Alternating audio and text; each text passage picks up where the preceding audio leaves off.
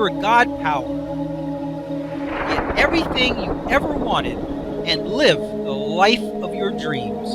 The Master's Course. Copyright 2010 by Richard Lee McKim Jr. All rights reserved. Let the quest for knowing begin.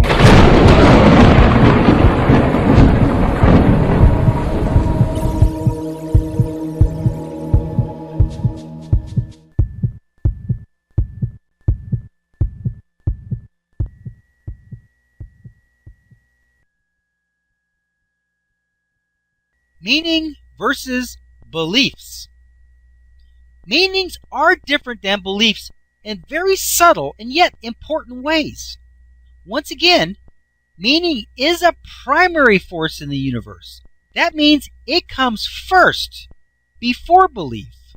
You must first have established the meaning, either by assessing the meaning already present or by asserting one of your own creation.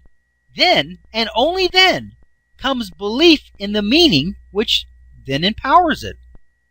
While many people would substitute beliefs for meaning, they are fundamentally different. Most people, which includes me in many places throughout this book, will refer to a person's meaning as a belief. Technically, meaning is a certain understanding and position regarding the object, situation, or person, etc. Then, your degree of belief is your level of confidence in the meaning. Belief is more specifically confidence and your assessment of a situation's validity. An example, you might believe that the situation will work out in a very positive and beneficial way. You might say that is your belief, and it is. But technically, your meaning is that it is working out just fine for you, and you have a high confidence in that meaning. You believe it. Just to give you another example to show you how these two concepts are truly different, even though most people, including me, put them together. When something happens and you say, "I don't believe this," you have assessed the meaning of the situation and you have given it a very low confidence level. No confidence, no belief. You wouldn't now call this one of your disbeliefs, would you? You don't go around talking about your disbeliefs because you don't think of them in that way. It isn't wrong to call the meanings that you believe your beliefs. I just want you to really understand exactly what meaning is and how it is separate from beliefs but still integral to them. Resonance and quantum physics. Physics is divided into two main categories, which are classical physics and quantum physics. The classical physics is used to describe large objects from billiard balls to planets, while quantum physics is used to describe the motion and activity of very small particles such as electrons. The first of these, classical physics, is described as billiard ball physics. This is the Newtonian view of matter in that it is the study of physical matter interacting with physical matter. When this ball hits that ball at a certain speed and a certain mass, the second ball will move in a very predictable manner every single time. This level of physics has described the universe, our planet, and the interaction of matter very well for hundreds of years and more. For our purposes, this level of physics is the understanding and description of the physical representations in our universe. Remembering that nothing really exists in the physical, but instead it is only represented there. So, classical physics describes and explains these representations. This would be a certain amount of energy that is represented as a billiard ball hits another certain amount of energy representing itself as another billiard ball, which results in certain new positions that these representations will assume after the interaction. As we know, these representations are created by meaning and can be changed if their meaning is ever changed.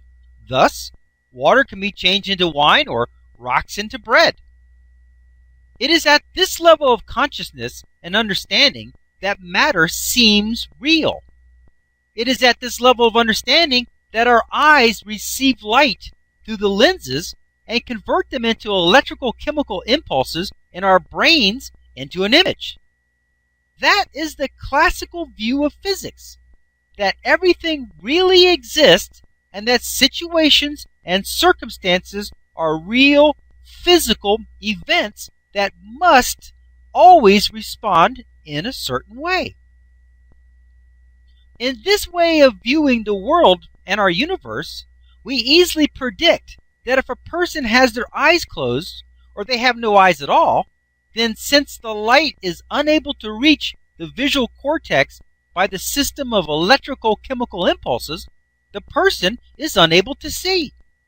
It is from this physical representational view that we know that fire burns flesh and that missing hands are unable to feel objects. It is in this view that we are accepting the already established meanings of objects and situations.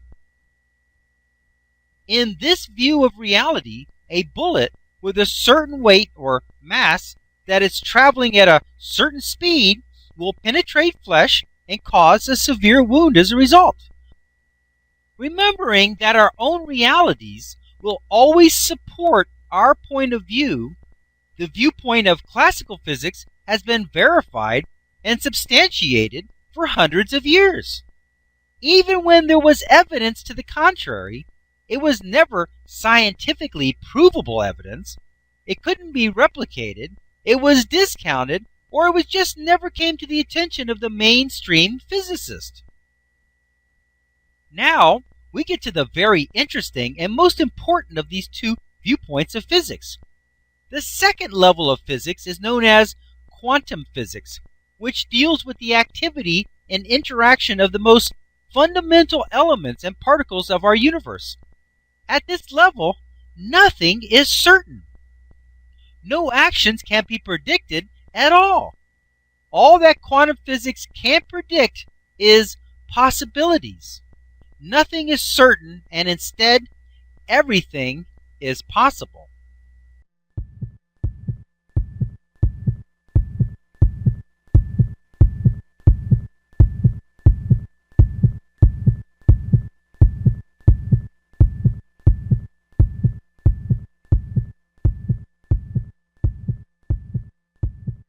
To continue, go to How to Use Your God Power, chapter number 5, segment number 13.